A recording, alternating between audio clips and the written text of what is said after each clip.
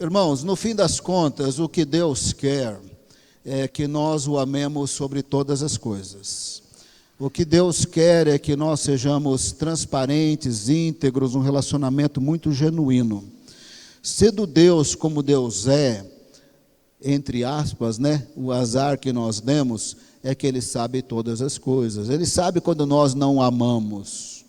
Ele sabe quando nós não temos essa integridade toda. Ele sabe quando nós não nos relacionamos tão bem com Ele. Ele sabe quando nós estamos secos, espiritualmente mortos, porque Ele sabe todas as coisas. O que Ele deseja é, na verdade, muita transparência, até para dizer: estou espiritualmente morto, estou meio desanimado, eu estou sem fé, eu não estou nem conseguindo ler a Bíblia e nem orar. Ele deseja muito esse relacionamento, muito transparência, muita verdade. Ele não gosta de encenação, de teatrinho, de hipocrisia, ficar tentando enganá-lo na hora da oração, para parecer espiritual para os irmãos, faz uma voz mais dramática na hora de orar, pode até fazer, mas desde que seja sincero. Ele não gosta de oração na esquina gritando, para ser visto pelos homens, como os fariseus faziam. O Senhor sabe todas as coisas. Numa certa ocasião Ele mandou uma carta para o seu povo, é o livro de Apocalipse. Ele é difícil, porque ele tem simbologias e metáforas, mas se nós não nos preocuparmos com um detalhe mais misterioso aqui, outro mais ali, outro mais lá, ele é um livro muito edificante. Nós crentes, nós não poderemos passar a vida sem prestar atenção no livro, que ele é o último recado de Jesus e do Trino Deus para a sua igreja. Nós não podemos perder o ponto principal. Os irmãos gostam muito de discutir os detalhes. Se nos 7 anos de tribulação eu vou ser arrebatado no começo, ou com 3 anos e meio, ou no fim dos 7 anos. Irmãos, isso é detalhe, é literalmente detalhe. O que são 7 anos, comparados com os séculos anteriores e com a eternidade após esses 7 anos? Isso é um detalhe, se você quer saber. E os crentes gostam muito de preocupar com detalhe. Se os 1000 anos vão ser literais, se não vão ser literais, isso também é detalhe. Os irmãos gastam tempo com detalhes do livro e não prestam atenção na mensagem principal. A mensagem principal, que Jesus é Rei, o Senhor, e nada acontece sem uma ordem dEle. Ele é o único digno de abrir os selos. As trombetas tocam quando Ele manda. Os 7 castiçais de castigo caem a hora que Ele mandar. E depois de 7 períodos de juízos, explicados simbolicamente pelos 7 selos, trombetas e flagelos, haverá tribulação, sim, vai ser horrível e terrível, passando ou não passando. Ele volta e destrói o anticristo com o sopro da sua boca. E Ele julgará vivos e mortos, ninguém escapa da sua mão, e todos estão no Hades, e Ele tem a chave do Hades. Ou o morto está no lugar dos salvos, no paraíso, ou no lugar dos não salvos, não escapa um do Hades. Quem tem autoridade sobre a morte é Jesus. Quem tem a chave do Hades é Jesus. Quem tem autoridade sobre os tempos e estações de Deus é Jesus. Na plenitude lá do reino de Deus, quem vai trazer à existência novo céu e terra é Jesus. Quem é juiz de vivos e mortos é Jesus. Isto é o principal. Deveríamos ler Apocalipse prestando atenção no esboço, no seu poder, no seu senhorio. Quantas vezes Jesus é mencionado em Apocalipse, a começar pelo verso 1, a começar pela visão dele em glória no capítulo 1, a começar pelo capítulo 2 e 3, que ele está falando diretamente com 7 igrejas, que simbolizam a totalidade das igrejas e a totalidade dos líderes dessas igrejas. No capítulo 4, lá está Jesus, é Ele que abre os selos. você vai ver Jesus no livro inteiro. E as pessoas não veem Jesus, elas veem detalhe. Vou passar na tribulação, e briga com esse, briga com aquele. Vai ter milênio e briga. Não viu Jesus, não foi edificado pelo livro, não ouve a voz de Deus quando lê o livro, não entende o último recado de Jesus para a igreja, fica com picuinha de detalhe teológico, brigando, que não edifica, e não ouve a voz de Deus pelo livro. Mas o que Deus quer, no fim das contas, é relacionamento genuíno, e Ele sabe todas as coisas. É impossível entender o livro sem entender o significado do número 7, porque é 7 tudo nesse livro. É 7 espíritos, é 7 estrelas, é 7 candelabros, é 7 selos, é 7 trombetas, é 7 flagelos, é 7 tanta coisa nesse livro, que se você não entender o número 7, você não entendeu o livro, você não entendeu o recado. Refere-se à plenitude de algo que Deus está falando. Os 7 espíritos, na verdade, é o Espírito Santo. Os 7 candelabros, na verdade, é a toda a igreja de Jesus. Com esses 7 perfis das 7 igrejas, mas é toda a igreja de Jesus. As 7 estrelas na mão direita dele são todos os pastores, líderes, missionários, diáconos, presbíteros, são todos os líderes na mão dele, porque ele é o Senhor da igreja e o Senhor da seara. Ele manda em tudo, irmão. Ele manda em tudo, e quando Ele manifestar em grande poder e glória, não vai ter um que não ajoelha, não vai ter um que não confessa que Ele é o Senhor. Até quem for lançado no lago de fogo, antes vai confessar, e depois será lançado no lago de fogo. Ele é o Senhor sobre todas as coisas. Se nós fôssemos falar da mensagem para 7 igrejas, que eu não falarei, mas mencionarei rapidamente, me concentrarei somente na igreja de Éfeso para falar a verdade. Existe um ponto principal aí. Em cada uma delas, Deus quer saber se o ama ou se não o ama. Todas elas têm pontos bons. A igreja de Esmirna podia aguentar aflições e tolerar a perturbação dos heréticos. Posso dizer que ela amava o Senhor muito mais que a igreja de Éfeso. Mas o Senhor falou: Satanás vai prová-los por 10 dias. Vai ser duro. Não temas. Aguenta. Se precisar, seja fiel até a morte. Me ame até morrer por mim, se for o caso.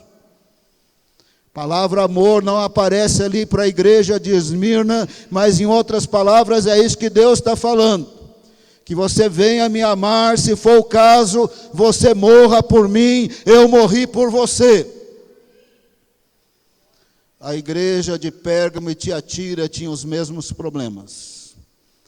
Elas eram boas em muitos aspectos.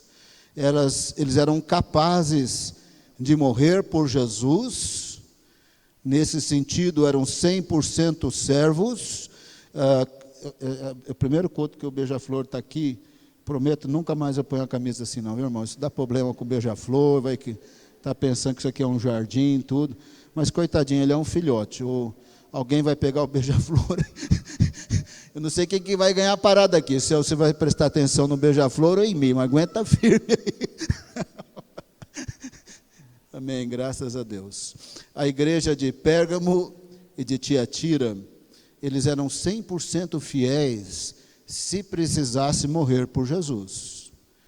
Mas diante das heresias dos gnósticos, simbolicamente chamado de Balaão e de Nicolaítas, eles estavam aceitando um outro conceito de divindade de Jesus, uma espécie de filho de um deus e de uma deusa, que nem na mitologia grega, que a Bíblia não ensina. Estavam aceitando os docéticos o conceito de que ele nunca se tornou homem, portanto, ele nunca teria morrido pelos nossos pecados. Quando João escreve a primeira epístola de João, ele está rebatendo os gnósticos. Os gnósticos diziam, ele não se tornou homem. João começou assim, o que os nossos olhos viram, porque ele era apóstolo de Cristo desde o batismo de João.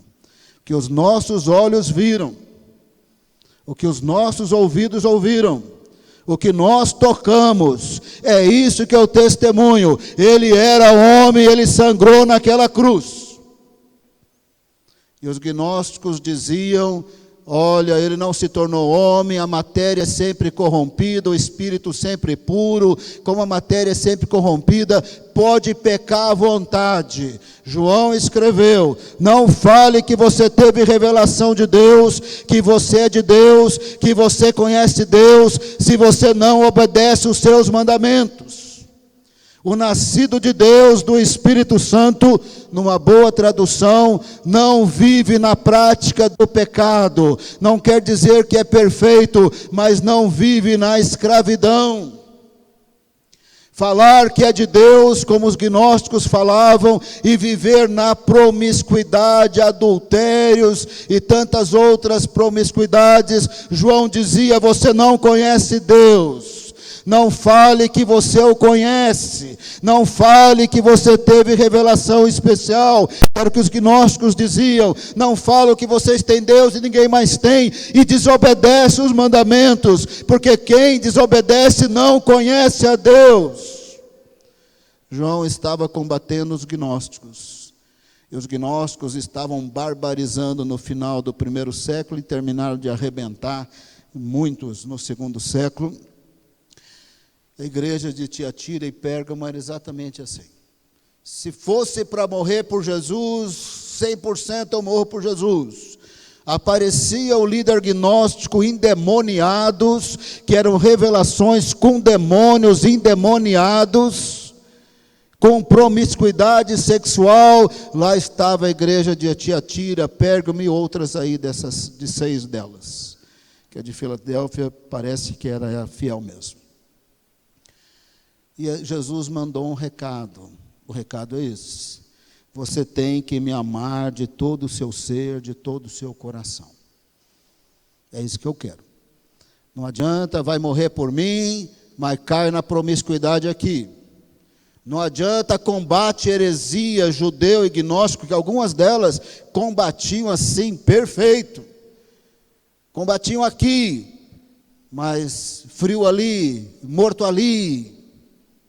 O que o Senhor estava dizendo é, eu passeio entre os 7 candelabros, eu passeio entre os 7 castiçais, eu passeio entre a minha igreja, eu não só passeio, eu vivo nela. Eu sei quando ela está viva e quando ela está morta.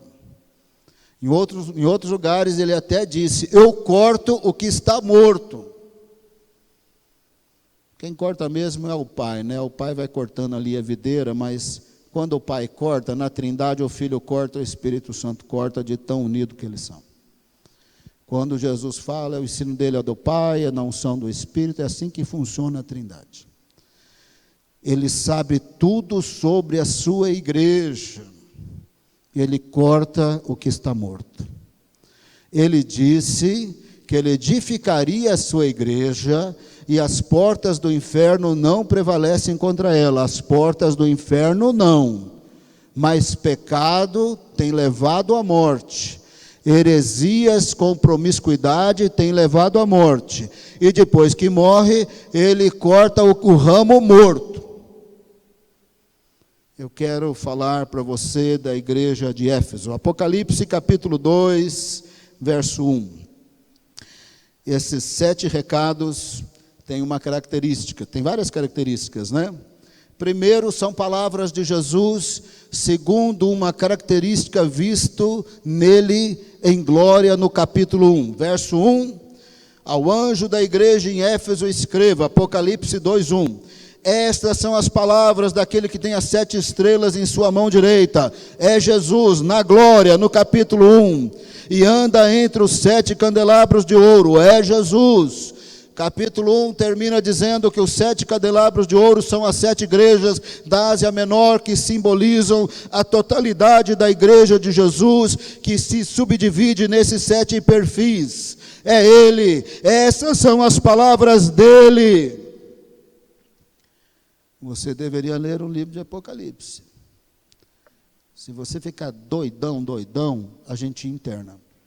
Se ficar semi-doido, eu explico antes de você endoidar. Mas se você endoidar antes de eu explicar, é caso perdido. Não, estou brincando. Você deveria ler o livro de Apocalipse, prestando atenção todas as vezes que fala de Jesus. Depois você anota as suas dúvidas que eu explico. Eu prometo.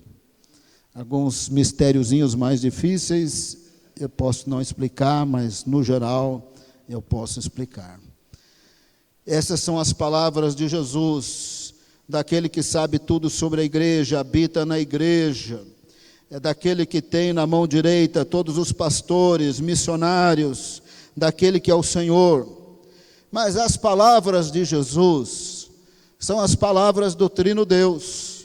As palavras de Jesus também são as palavras do Espírito Santo. Por isso que no verso 7... aquele que tem ouvidos, ouça o que o Espírito diz às igrejas. Toda vez os 7 recados começam assim. Essas são as palavras de Jesus, o descrevendo, segundo uma característica dele em glória do capítulo 1. Essas são as palavras do primeiro e último. Essas são as palavras do que tem na sua boca a espada de 2 gumes. Em outras palavras, são as palavras de Jesus. E toda vez termina dizendo, aquele que tem ouvidos, ouça o que o Espírito diz. Porque as palavras de Jesus são as palavras de Deus, são as palavras do Trino Deus, são as palavras do Espírito Santo. E toda vez termina dizendo, ao que vencer. Eu sei que na teologia aí, dá um nó aqui, vai perder salvação, vai perder salvação. Mas aqui o texto faz exortação que pode vencer, não pode vencer. A igreja de Éfeso não era ruim. A igreja de Éfeso, no geral, é que são igual às nossas igrejas. Não são tão ruins, aparentemente boas e vivas, mas na verdade estão mortas. Mas num questionário do movimento de crescimento de igreja, que tem por aí esses movimentos, várias versões, uma igreja que no questionário aparecesse as qualidades da igreja de Éfeso, daria no questionário que ela é de regular para bom, mas ela estava morta. No questionário de movimento da igreja vai dar que ela é razoável. No questionário de Deus está morta. Isso aqui deveria dar temor ao nosso coração. Apocalipse capítulo 2, verso 2... conheço as suas obras. Era igreja de trabalho, não era igreja que só vai na missa evangélica no domingo e não faz mais nada. Era igreja de trabalho.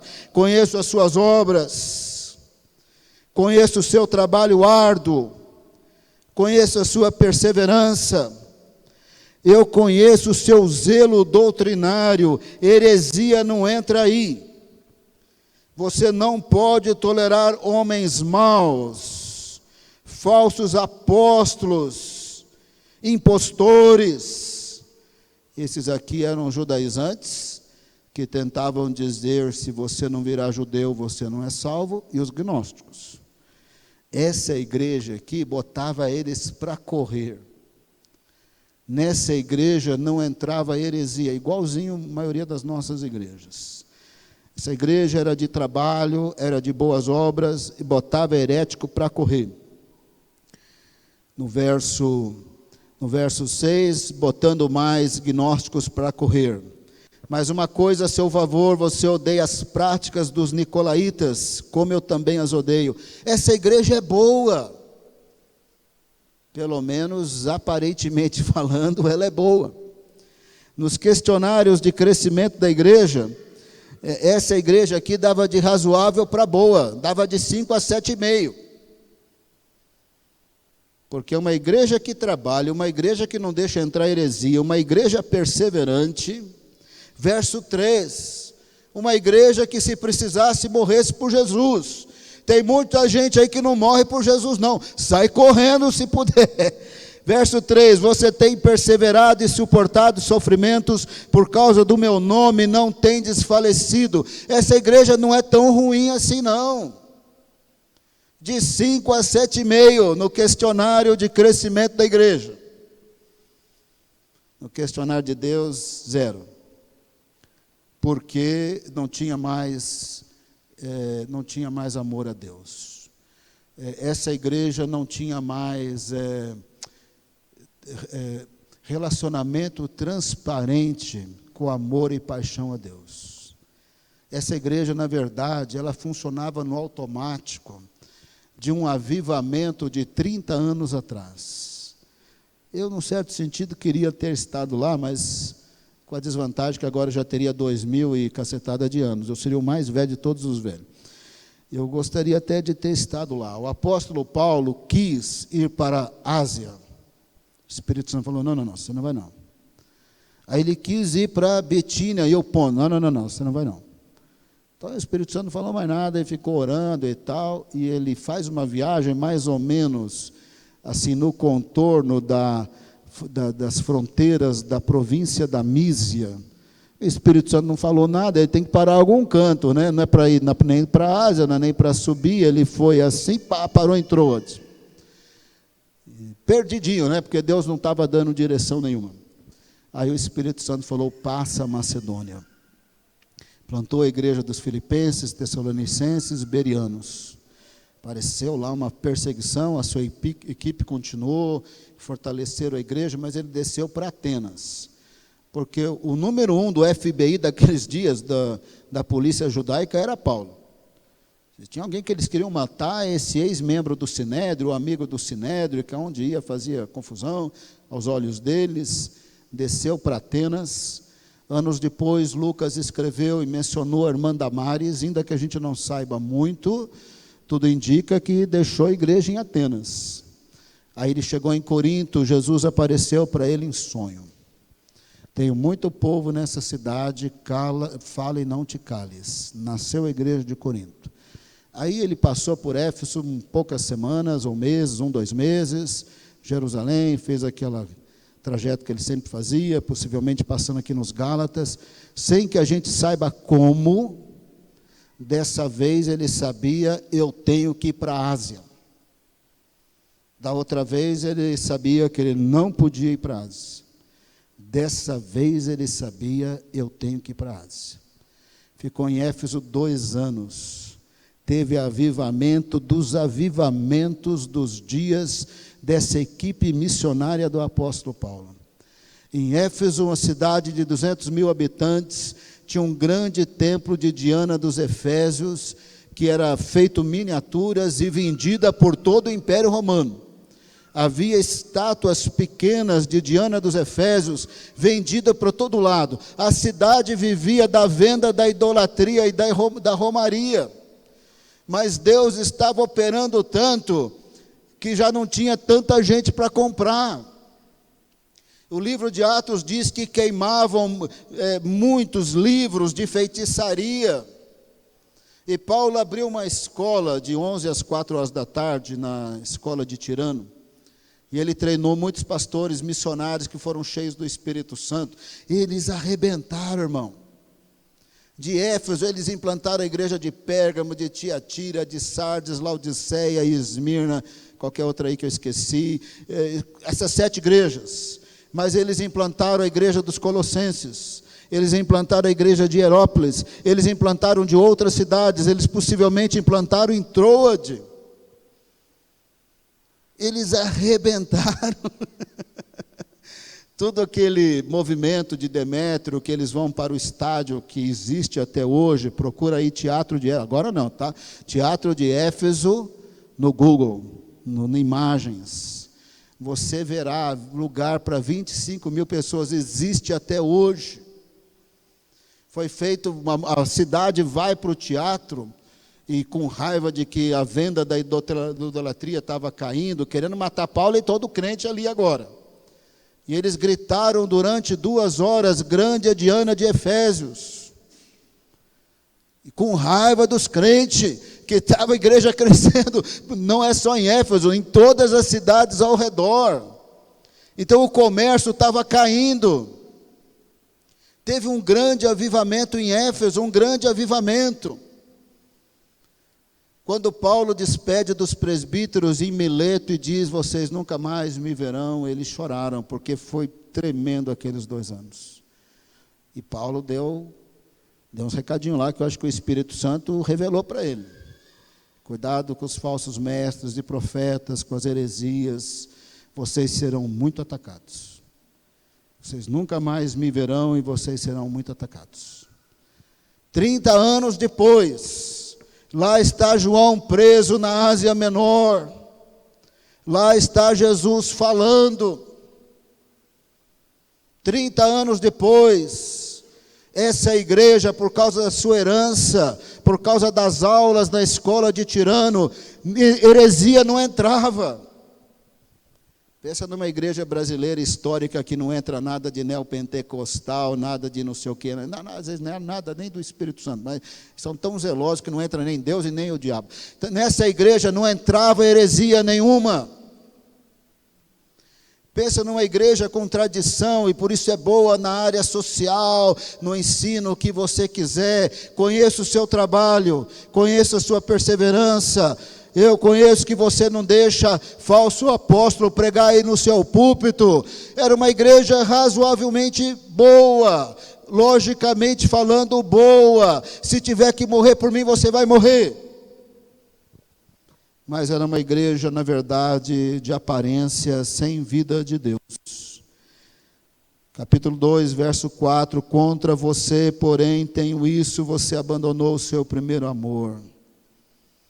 Seu relacionamento comigo agora é automático, religioso, morto. Você faz obras humanitárias, ganha certificado da prefeitura, da ONU, da Unicef, mas você não me ama mais, não ouve minha voz, não está mais cheio do Espírito Santo, não tem mais paixão, é só tradição cristã, é coisa séria. Verso 5, lembre-se de onde você caiu, você estava naquele buraco da feitiçaria, endemoniado. Quando vocês se converteram e queimaram montanhas de manuscritos de feitiçaria, e a idolatria foi abalada. Lembra de onde você estava? Você estava no buraco da feitiçaria, endemoniado. Você estava morto. Mas você recebeu vida. Efésios 2, recebeu vida. Você está sentado com Cristo nas regiões celestiais, mas 30 anos depois estava morto. Por isso o verso 5 diz, é coisa séria, arrepende-se.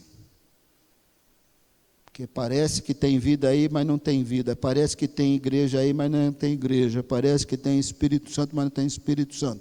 Tem ensino certo que não deixa entrar heresia, mas não tem Deus mais. Arrependa-se, pratica as obras que praticava no princípio, presta atenção.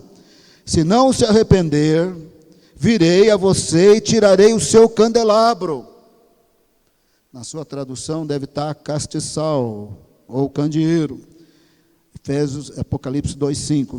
Virei a você e tirarei o seu candelabro do lugar dele. No capítulo 1, candelabro é a igreja. Jesus está dizendo, vocês vão sumir do mapa.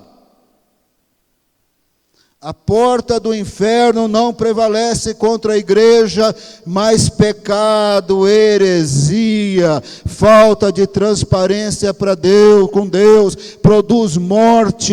Morte é ramo morto da videira, o Pai poda e Jesus fala, tirarei o candeeiro, o candelabro, vai sumir. É coisa grave, Jesus falou, a igreja de Éfeso vai sumir. Não sumiu tão rápido. Me parece que por mais uns 200 anos, possivelmente eles se arrependem e andam com Deus, mas em algum momento lá no futuro, eles estão na morte das idolatrias, dos dias de Constantino, e no 7º século o islamismo sumiu com essas igrejas e elas não estão mais lá. Um dia eu visitei as ruínas de Éfeso. A gente visita perturbado, sabe, irmãos? Eu não visitei que nem turistinha bobo, que tinha muitos lá, mas eles não eram bobos, eles só não sabiam. E tira foto de cá, e foto de lá, e foto de lá. Eu até tirei minhas fotos também, mas você visita perturbado, por causa da palavra do Senhor. Eu vi o que restou das ruas de mármore daquela grande cidade. Eu vi a fachada da biblioteca de 2 andares. Lembra que os romanos faziam obras maravilhosas com detalhes. Dá uma olhada no Coliseu de Roma. Você quer saber, os estádios da FIFA copiaram o Coliseu. Em 20 minutos, 20 mil pessoas entravam e saíam sem fila. São aqueles arcos, em cada um daqueles arcos tem uma escada. Ia ter luta de gladiador, eles lotavam e esvaziavam muito rápido. O estádio da FIFA é assim. Copiaram os romanos. E nem sempre faz com a beleza dos romanos. Depois você procura, é depois, não é na hora do culto. Procura o Teatro dos Romanos na cidade de Verona, na Itália. É usado até hoje.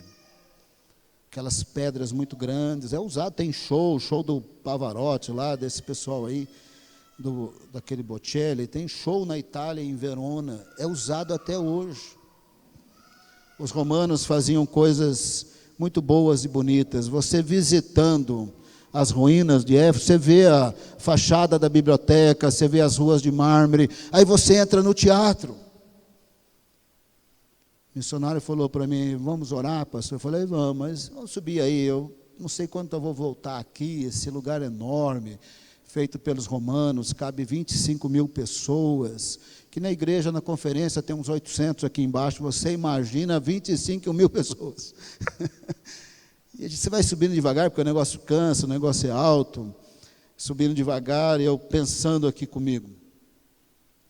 Eles gritaram 2 horas, grande Diana dos Efésios. Muitas vezes nos nossos cultos, na nossa reunião de oração, a gente não consegue falar glória a Jesus 5 minutos. A gente não consegue nem ir para a reunião de oração, de preguiça e de morte espiritual. E se estiver lá, não consegue orar. E pessoas nas trevas gritaram 2 horas, grande Diana dos Efésios. Eu visitei as ruínas de Éfeso perturbado. Aí cheguei lá em cima do teatro, depois você procura no Google, semana foi meio doidinha, eu poderia estar transmitindo aqui atrás, fica devendo, mas você encontra lá. Cheguei lá em cima, o missionário me perguntou, pastor, nós vamos orar? Falei, vamos. Falei, o que você sugere? Todas as equipes de intercessores que vêm da Coreia, dos Estados Unidos, Austrália, Europa, do Brasil, eles chegam aqui e dizem que querem amarrar o valente. Falei, mas quem que é o sujeitinho, o valentão aí? Não, é o homem forte do islamismo, pastor. Mas que o islamismo entrou aqui, o negócio acabou. E as equipes de intercessão vêm aqui amarrar o valente. Vamos orar, pastor? É isso aí que você está propondo? Eu falei, é. Ele falou, é. Eu falei, eu não quero amarrar valente coisa nenhuma. Problema dele que ele está solto, que ele está preso, problema dele, eu não quero amarrar valente coisa nenhuma. Não, pastor, o que é isso? Aquelas equipes de intercessor estão amarrando o valente. Eu não quero amarrar valente coisa nenhuma. Não ali, em outras ocasiões. Ali, naquele momento, eu não queria. Não estou dizendo que não é para amarrar nunca, porque aqui no Vale nós amarramos, irmão. Geralmente eu gosto mais de mandar para o fim do mundo. Eu não gosto de amarrar em canto nenhum. Longe de mim, eu mando mais para fora, longe mesmo. Eu não sou contra amarrar valente, não. Naquele momento eu disse, eu não quero. Ele falou, mas pastor, o que está acontecendo? Eles vieram de longe. Eles vieram de longe o quê? Encrencar com Jesus. Jesus falou que o candeeiro ia ser tirado, o candelabro ia ser tirado. Ele é o Senhor da igreja. Se ele diz que galho morto ele corta, você acha que eu vou me meter com ele? Ele fala que vai cortar, eu falo, vai voltar. Pô, com Jesus não, irmão, com Jesus a gente não encrenca. Eu amarro valente em outro lugar, mas não lá em Éfeso. Falei, eu não vou amarrar valente coisa nenhuma aqui não. Porque aqui Jesus disse que o candelabro ia ser tirado. O que nós olhamos aqui na história, que a igreja morta, que só tinha aparência, até tinha tradição cristã boa nas doutrinas e rebatia heresias, até podia morrer por Jesus, mas não tinha mais vitalidade de Deus, não tinha mais amor a Deus, não tinha mais comunhão com Deus, mas tinha doutrina boa. Tinha obras sociais e de misericórdia boa, mas relacionamento com Deus nada. Morta, sem amor, sem prioridade a Deus, sem reconhecer que estava morta, só funcionando na aparência da espiritualidade vitoriosa, mas morta. Jesus falou, lembra de onde você saiu? Você saiu dos braços do diabo, você era endemoniado, vocês estavam nas feitiçarias, vocês receberam vida de Deus, volta para Deus, arrependa, porque essa igreja morta, ela vai sumir daqui. O galho morto é cortado. Eu falei, não vou amarrar valente coisa nenhuma. Jesus disse que ia assumir com essa igreja, problema dele e dos Efésios. Eu não tenho nada a ver com isso. Ele falou, e aí, pastor, o que nós vamos fazer? Vamos orar. Vamos orar, mas dessa vez sem amarrar o valente. A gente amarra outra ocasião. Aqui não. Aqui nós vamos orar para a gente não morrer que nem eles. E tem um segredo aqui. É espiritual. Não tem nada a ver com a metodologia do sucesso. Tem a ver com as riquezas gloriosas da graça e do poder de Deus. Tem a ver com as riquezas gloriosas da graça e do ser de Deus. Tem a ver com Deus, a sua graça, o seu poder, a sua vida. Ele é o manancial de águas vivas. Tem a ver diretamente com Ele, com uma pessoa, com o trino Deus. Não tem nada a ver com metodologia da vitória. Tem a ver com Deus. Quando Paulo escreveu carta aos Efésios, dá para desconfiar, pela despedida que ele teve ali em Mileto, que o Espírito Santo tinha falado um pouco mais. Dava para desconfiar. Efésios capítulo 3, abre sua Bíblia. Eu não vou demorar muito a partir desse momento. Efésios 3. É isso que eu orei lá no teatro, viu, irmãos? É isso que eu falei para o missionário, vamos fazer isso aqui, irmão. Larga esse valente para lá, porque o negócio aqui já morreu, já enterrou, temos nada a ver com isso. Vamos orar para nós não nos tornarmos iguais. Paulo parece que percebendo, por revelação divina, o que viria pela frente, não que ninguém se salvou, que alguém se salvou, alguém temeu, mas em algum momento no 7º século não tinha mais ninguém. Efésios 3,14. Por essa razão, ajoelho-me diante do Pai, é espiritual, é resposta de oração, é humilhação diante de Deus, não é metodologia da vitória, é joelho no chão, arrependendo e clamando misericórdia, é clamor a Deus, ao Deus vivo que ouve oração. Por esta razão me ajoelho diante do Pai. Verso 16, lendo na NVI, você vai ler aí na sua Bíblia, com palavras mais misteriosas, mas eu vou explicar. Lendo na NVI, Efésios 3,16. Oro para que com as suas gloriosas riquezas da graça e do ser de Deus, Ele os fortaleça, na sua Bíblia mais complicada, no homem interior, aqui na NVI, Ele os fortaleça no íntimo do seu ser, com poder, por meio do Espírito Santo. para que Cristo habite no coração de vocês mediante a fé. Eu oro para que vocês estejam arraigados e alicerçados em amor, para que venha conhecer o amor de Deus na sua plenitude. Isso tudo é espiritual. Isso tudo não tem a ver com um pastor, com um missionário, com um apóstolo, com uma igreja, uma denominação, uma organização missionária, com uma metodologia de sucesso. Não tem nada a ver com isso. Tem a ver com Deus. Dobro o meu joelho e falo com Deus. Segundo as gloriosas riquezas da sua graça, do seu ser, fortaleça-me no interior, com poder, pelo Espírito Santo. Aí a vida abundante de Cristo estará em mim, aí eu serei o ramo que dá fruto, porque a vida abundante dele estará em mim, aí ele estará em mim. Aí o avivamento de 30 anos atrás estaria neles, eles não teriam morrido, eles estavam vivos. É um tal de ouvir falar, avivamento aqui, avivamento ali, dá depressão. Você vai lá, não tem mais avivamento.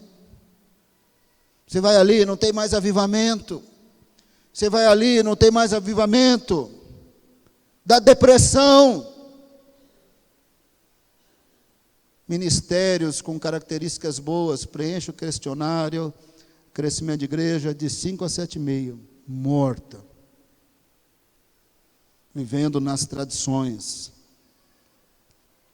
Não tem mais vontade de orar, não tem vontade de louvar, não quer mais nada com Deus, não quer gastar tempo com Deus, só quer falar bonito, difícil, sobre os problemas nacionais, problemas teológicos, na hora de orar 30 segundos, e não quer servir, não quer ir lá no bairro dos pobres, não quer ajudar pobre, não quer ver pobre, não quer ajudar necessitado, só quer falar difícil, não quer evangelizar, não quer ir no bairro afastado, na vigília não precisa mais, orar de oração também não.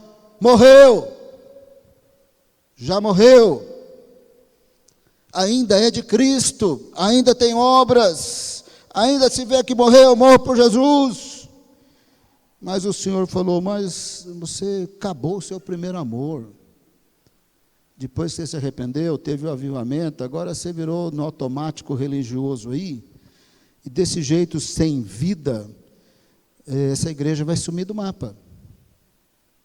Aí eu falei para o missionário, missionário, para a gente não sumir do mapa, eu e você, porque essa igreja já sumiu, em vez da gente amarrar valente aqui, irmão, nós estamos precisando orar. Deixa esse homem forte solto aí, que se a igreja estiver viva, ela tem poder. Quando Jesus chegou perto dos gadarenos, 2 gadarenos, e eles deram o nome, nós somos legião. No Império Romano, uma legião de soldados tinha 6.000 soldados. Então eles estavam dizendo, aqui nós temos milhares e milhares de demônios. Mas eles não falaram assim, nós somos aqui muitos. Não. Quando eles viram Jesus, já dobraram. Manda a gente lá para o inferno agora não. Deixa a gente entrar nesses porcos. Por favor, por favor, por favor. Onde tem Jesus, que Ele habite em vocês, é isso que Ele falou no verso 17, Efésios 3,17, para que Cristo habite no coração de vocês mediante a fé. Onde tem Jesus, tem vida abundante. Onde tem Jesus, legião de demônio, vai joelhando, irmão, vai joelhando. Por favor, por favor, por favor. Você não precisa amarrar valente, não. Valente já vai arregando assim, vai arregando. O avivamento de Deus chega, ele já vai arregando. Agora é um tal de amarrar valente, está morto. Está morto e vai amarrar o valente. O valente fica dando risada, irmão. Eu falei para o missionário lá, irmão, é o seguinte, Vamos fazer o seguinte, vamos orar ao Pai, para que, segundo as gloriosas riquezas da sua graça e ser, Ele nos fortaleça no íntimo do seu ser com poder por meio do Espírito. Isso tudo é espiritual. Você ora a Deus, o trino Deus que é onipresente, aqui no nosso íntimo, nos fortalece com poder por meio do Espírito. Cristo habita em nós e nós temos a sua vida abundante. Aí vai dar vontade de orar de novo, vai dar vontade de ler Bíblia de novo, vai dar vontade de evangelizar de novo, vai dar vontade de tudo de novo, porque o primeiro amor voltou, se não é de novo, pela primeira vez voltou, mas isso é espiritual, de joelho dobrado, falando com o Pai. É uma coisa muito de relacionamento. A gente tem que ter essa transparência, falar, Senhor, eu não estou falando de super crente, tá? Que crente nunca fica triste, desanimado, não é isso que eu estou falando, que nunca fica desempregado, não é isso que eu estou falando. Eu estou falando de transparência. Deus quer que a gente se coloque de joelho e fala, Senhor, estou precisando ser fortalecido. A vontade de orar sumiu, ler a Bíblia sumiu, tudo sumiu. Só novela que eu gosto muito não some, e filme eu também gosto, e pipoca também, tirar férias também, mas do senhor não estou gostando muito não, reunião de oração não pode demorar, e nem culto, e nem ensaiar por louvor, e nem vigia, isso eu não gosto, férias Jesus, férias, Black Friday Jesus, pode ser White Friday também, Yellow Friday, dá dinheiro para eu gastar, adeus, estou morto, só muda de joelho diante do Pai. Misericórdia, Senhor. Aí você é transparente, você tem que falar. Senhor, eu estou com vontade de orar, estou sem vontade de orar, eu não gosto de ir na igreja também, mas não. De vez em quando, para não ficar mal, eu até vou. Para não falar que eu desviei, eu faço uma pontinha lá, vou no culto. Vontade eu não tenho. Irmãos, essa não era uma igreja ruim. As outras igrejas não eram tão ruins assim também não. É que eles tinham pontos bons e deixavam a heresia entrar, uns entravam na promiscuidade, outros não. Mas, no geral, essa igreja não era tão ruim, mas ela estava morta. E ela ia desaparecer, o ramo ia ser cortado, porque ela não tinha mais o que Paulo orou, que ele fortalecesse vocês aqui no íntimo, com poder, por meio do Espírito, para que Cristo habite no coração. Aqui, irmão, não é igreja, não é pastor, não é nada. É joelhinho no chão. Por essa causa, Senhor, misericórdia, segundo as riquezas da sua glória, da sua presença, do seu poder, da sua graça, me fortaleça. Eu estou mortinho. Orar, nada, louvor, nada, ir na igreja, nada, evangelizar, nada, vigília, nada, é tudo nada. Lazer e gastar, sim, mas, Senhor, nada. É mortinho, irmão, isso é morte. Não tem mais prazer em Deus, na sua palavra, na sua presença, nós morremos. E a gente só vai viver com o joelho no chão. Fortalece outra vez lá no meu interior. Nos dias que Paulo escreveu, no grego, naquele século, anos atrás, era normal se expressar no homem interior. Se você estiver lendo uma passagem mais formal, é o que está lá no grego. Mas o significado hoje, o homem ou mulher, ele nos fortaleça no interior, com poder pelo Espírito Santo. É Deus que faz isso. Você ora e Ele que faz.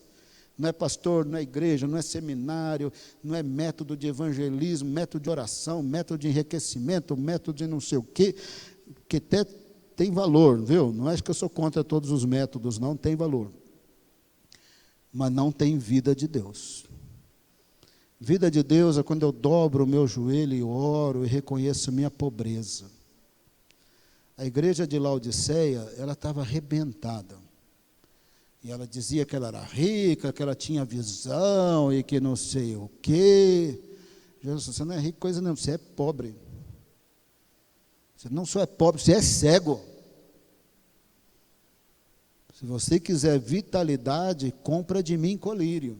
Vitalidade está em Cristo habitando em nós, fortalecidos no interior pelo Espírito Santo, conforme Deus faz isso em resposta de oração. E é resposta de oração. Resposta de oração. Por isso que os momentos de avivamento na história, eu já acabei, tá, irmão? Tem um monte de folha aqui, mas já acabei. Por isso que os movimentos de avivamento sempre tem intercessor orando. Orando por manancial de águas vivas. E até que as pessoas são muito cheias do Espírito Santo. E às vezes até acontece na geração seguinte. Mas tem muitas pessoas orando, reconhecendo que estão mortas e pedindo para Deus reavivar. Senão não vai. Senão não vai. Com todo respeito, porque tudo tem valor, né? Não resolve só no culto da vitória, não. Resolve é no joelhinho no chão. Eu não vou perguntar aqui, quem está morto levanta a mão, porque ninguém vai levantar. E seria uma humilhação pública, isso não é o nosso caso. Mas a gente pode nos humilharmos diante de Deus. Somente para quem pode, né? Porque tem gente mais velha que já não pode mais ajoelhar, tem problema no joelho. Não fica constrangido se você não pode ajoelhar. Mas vamos ajoelhar e vamos orar? Se você não puder, não fique, não é obrigado. O que você precisa é no seu coração ajoelhar, joelhinho no chão. Eu também vou ajoelhar, tá bom?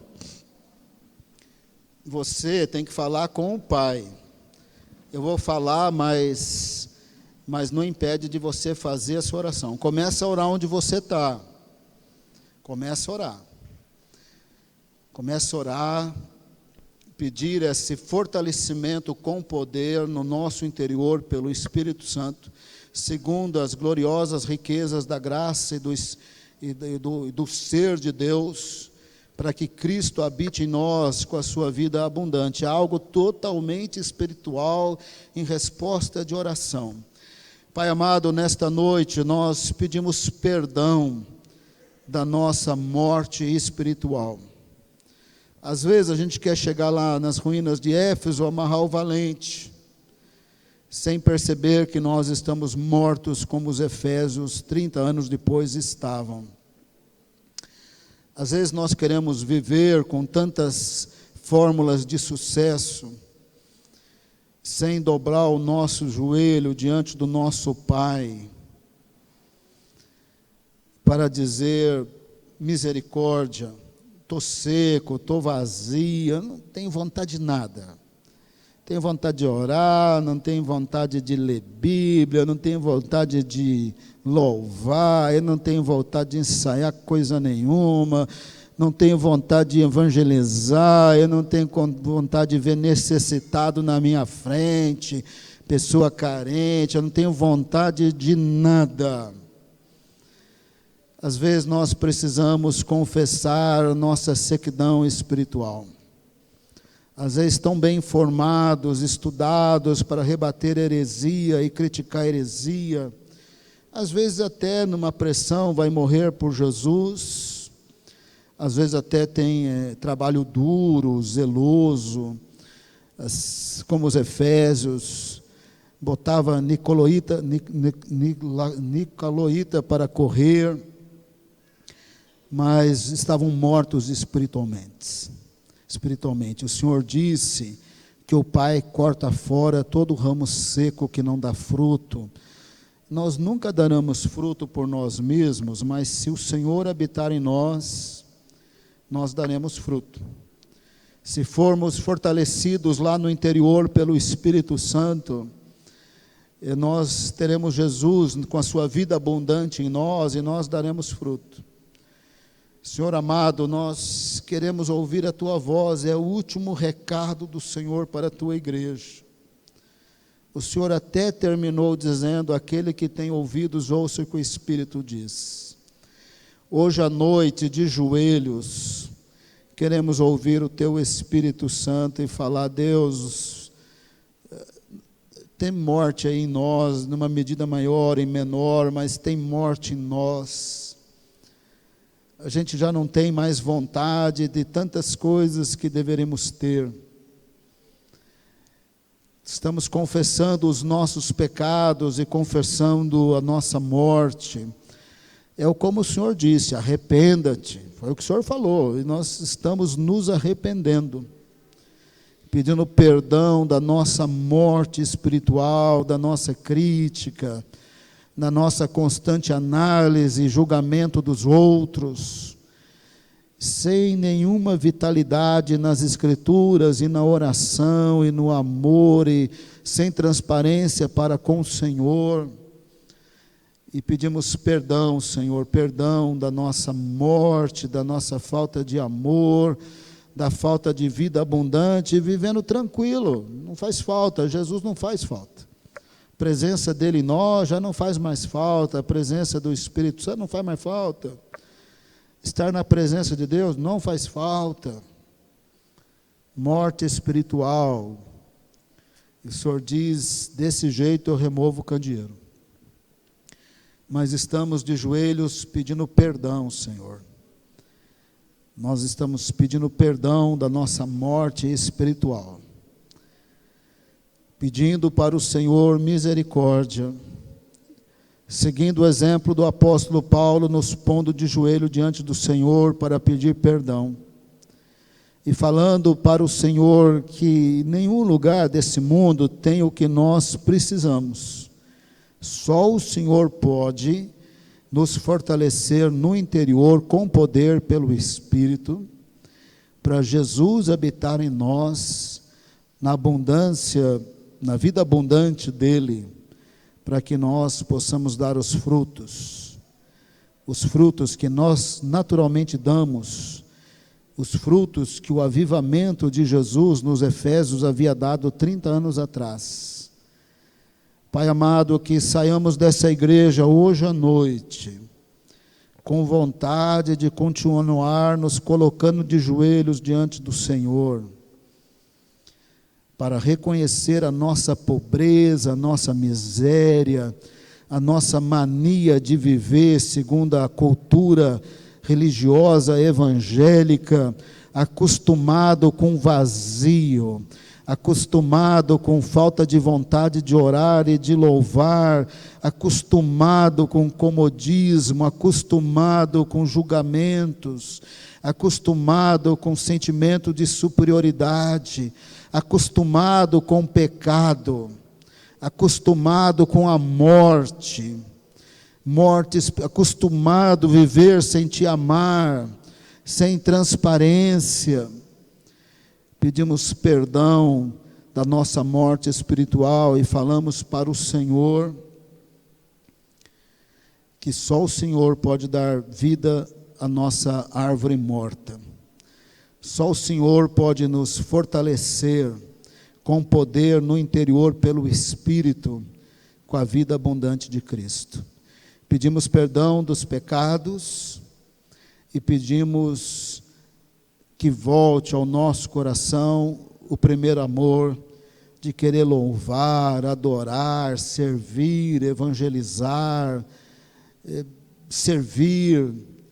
Volte ao nosso coração, Senhor. Perdoa os nossos pecados, a nossa morte, e com poder fortaleça o nosso interior com o Espírito Santo. Que nós continuemos orando, porque esse é o último recado do Senhor para a tua igreja, é o livro de Apocalipse. E nós queremos não ser mais surdos. Recusamos ser surdos. Queremos ouvir a mensagem do livro, mas sem se preocupar com os detalhezinhos misteriosos de tanta discussão. Queremos ouvir a voz do Senhor, estarmos preparados para o teu retorno, para o arrebatamento da igreja. Oramos no poderoso nome de Jesus. Que a graça do Senhor e as consolações do Espírito estejam, e o amor de Deus estejam conosco, desde agora e para sempre. Amém. Que Que Deus os abençoe. Se alguém quiser oração,